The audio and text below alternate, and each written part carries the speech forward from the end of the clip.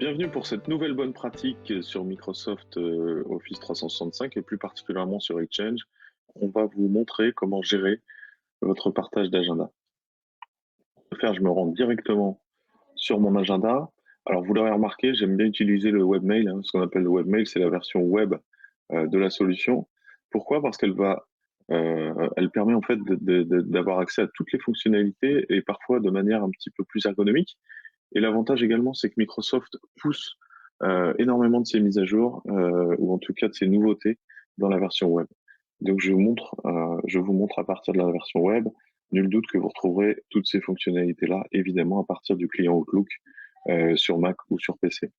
Donc la première chose à faire quand on veut ajouter un calendrier d'un de ses collaborateurs, c'est donc de créer un groupe. Donc on va créer un nouveau groupe de calendrier.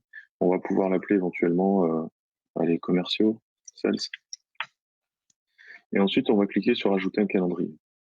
Donc là, je vais ajouter un calendrier à partir de l'annuaire de l'entreprise, puisque vous êtes tous, finalement, tous les collaborateurs sont dans l'annuaire. Et puis, je vais ouvrir celui de Rose et je vais l'ajouter donc à Sales. Ensuite, je vais ajouter celui de Kevin directement dans le groupe Sales.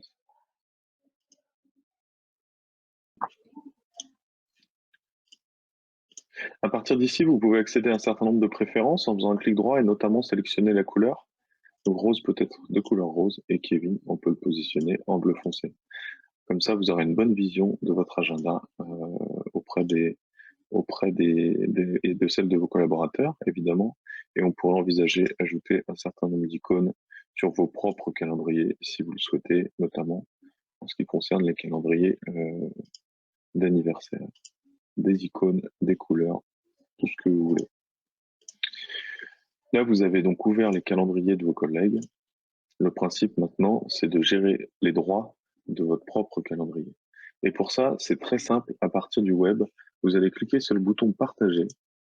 Et dans le bouton partager, vous allez retrouver deux choses. La première chose concerne l'ensemble des membres de votre organisation. À partir d'ici, vous pouvez très simplement décider de ce que vous souhaitez que les autres membres de votre organisation puissent voir. Soit ils voient tous les détails, ils peuvent même tout modifier ou afficher uniquement les titres ou uniquement voir quand vous êtes occupé. Alors moi, j'aime bien laisser la possibilité à chacun de choisir, mais par contre, par défaut, je vais indiquer «Peut voir lorsque je suis occupé», c'est-à-dire que globalement, ils verront des cases occupées dans l'agenda.